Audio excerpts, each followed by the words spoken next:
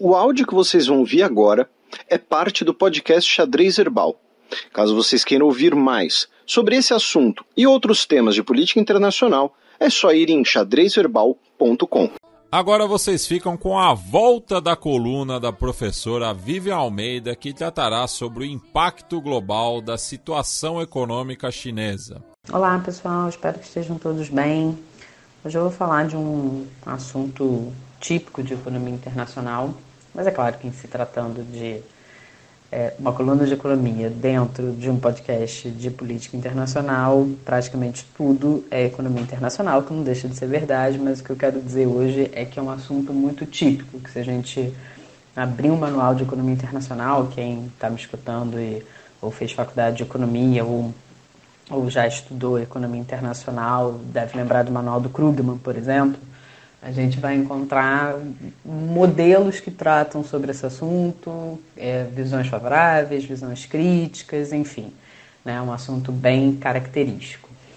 Saiu essa semana uma notícia de que o mundo desenvolvido, por assim dizer, Estados Unidos e União Europeia, estão tentando de alguma forma conter o excesso de capacidade industrial da China, porque isso traria uma série de riscos às economias desses países. E por que isso na verdade, é um medo nesse tempo verbal traria, mas eu acho que, na verdade, o mais adequado é que já trouxe por diversas instâncias que eu vou falar ao longo da coluna. A justificativa fundamental é que todos nós sabemos que a China vem crescendo, enfim, há bastante tempo. É claro que agora já numa trajetória mais desacelerada do que tipicamente aconteceu ao longo dos anos 2000, ao longo das décadas de 2000, em parte de 2010.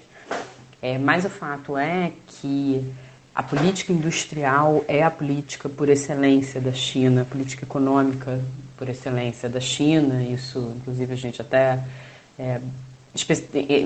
especificou um pouco mais o debate aqui no Brasil com a nova política industrial que foi lançada recentemente.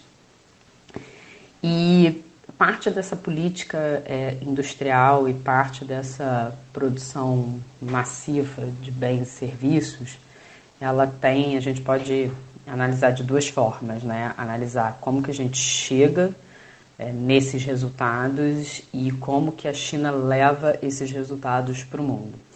Como que a gente chega, assim, não é à toa a escolha das palavras de dizer que é a principal política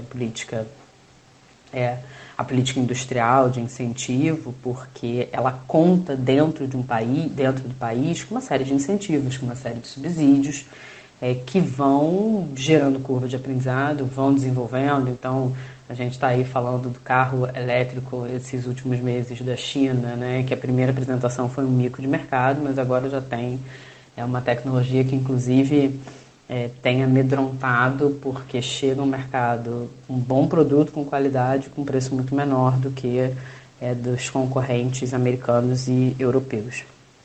Então, você tem todo um aparato nacional, né, de incentivo, é claro que isso decorrente da estrutura política da China, mas que transforma isso num processo produtivo intenso, com a prática de dumping para a venda internacional. Então, assim, você reduz o preço que você vai comercializar, você torna uma competição praticamente predatória, ainda que dentro do país você não pratique os preços que você está praticando fora. E qual é a consequência disso? Assim, a consequência disso, e é por isso que eu digo que é uma espécie, né, de referência de manual, é que o preço ele é sempre um conjunto de informações, né? Assim, quando a gente vê um preço de um produto, na verdade a gente não está vendo só um número ou um número aleatório. A gente está vendo um conjunto de decisões no passado, no presente, e que podem de alguma forma impactar o futuro. E dentro desse preço, assim, dentre as regrinhas que a gente fica lá olhando em economia, aquilo contabiliza também, a gente chega nesse valor também através tanto dos custos físicos de produção quanto os custos de mão de obra de produção. E o que ao longo dos anos a gente observou, né? Assim, se por um lado você tem uma política de incentivo à indústria chinesa para vender a um preço competitivo no mercado internacional, que derruba qualquer possibilidade de competição interna desses países, né, que estão preocupados, Estados Unidos e União Europeia. Por outro lado, também, a gente tem o fato de que tem um preço ali, tem um custo ali, que é um custo de um fator de produção essencial, que é a mão de obra, que é absolutamente inglória a competição em qualquer lugar, né? Enfim, talvez a Índia consiga competir daqui a pouco, né? Não exatamente agora.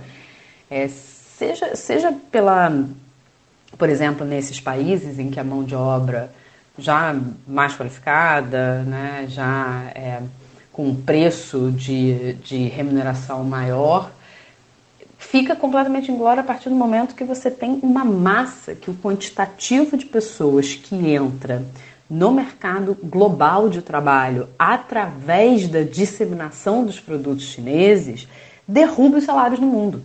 Né? Então, assim, ora você derruba os preços por conta do preço do produto que está chegando mais barato, porque a gente está falando desse gigante, e ora você tem um impacto no mercado de trabalho que ao fim e ao cabo, todo mundo competindo com esse gigante, porque, afinal de contas, esse gigante, ao exportar produto, está também exportando o preço da sua mão de obra, que é muito menor.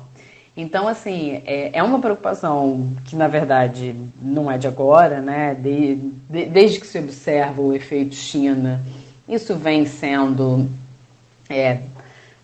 debatido, né? Os impactos no mercado de trabalho, e aí eu vou deixar a dica mais pro final, enfim, que eu achei maravilhoso o programa, mas já quero trazer aqui, assim, o podcast do Átila de não ficção sobre o futuro do trabalho está imperdível, e o professor convidado trata desse assunto, trata do efeito China e do que aconteceu, e é muito interessante ver uma perspectiva histórica da evolução do mercado de trabalho, como que em alguma medida a gente está numa espécie de retrocesso das condições de trabalho, né? Das condições de trabalho, do tempo que a gente despende trabalhando, de remunerações pressionadas, enfim, uma série de circunstâncias que revelam isso. Mas que a gente não pode ignorar que a gente está falando também da consequência do efeito China no mundo. Então, é interessante a gente olhar essa perspectiva, né? Assim, porque às vezes fica algo muito, muito distante, assim, mas como é que eu vou competir com um cara que está lá do outro lado do mundo, enfim. Mas a gente compete via preço das mercadorias que aqui chegam, né? E assim, já que a gente falou do Átila, é só a gente lembrar, né, da falta de máscara. Por que faltou máscara? Porque a gente descentralizou tanto a produção, que era tão mais barato produzir fora, e que aqui, quando a gente precisou, não tinha. Isso, de alguma forma, cria o que no manual de economia internacional a gente chama dos perdedores do efeito da globalização.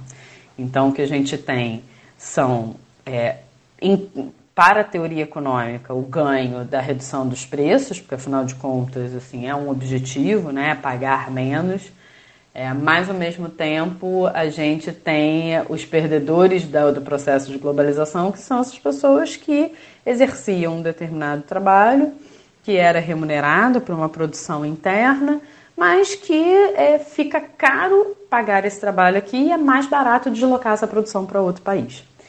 Então, assim, eu achei que esse era um assunto super interessante de falar, porque, como eu disse, ele é muito fechadinho, né, muito hermético aqui na teoria econômica. É claro que tem uma série de críticas a essa leitura mais neoclássica da economia internacional, mas, ao mesmo tempo, ela é um pouco elucidativa nos efeitos. E aí, enfim, para não ficar quase que uma aula de fato, né, assim, né, fechadinha nesse sentido, de quase que apresentando capítulo para vocês, tem um olhar crítico sobre essa avaliação, né, de tratar os efeitos os perdedores da globalização como se fosse, olha, é um efeito indesejado, mas olha que coisa interessante, a gente está reduzindo o preço, e é uma literatura que é muito eurocêntrica, que é muito americana, e ao mesmo tempo são exatamente esses caras que estão preocupados com o efeito nas suas economias do que tipicamente é ensinado dentro desses cursos.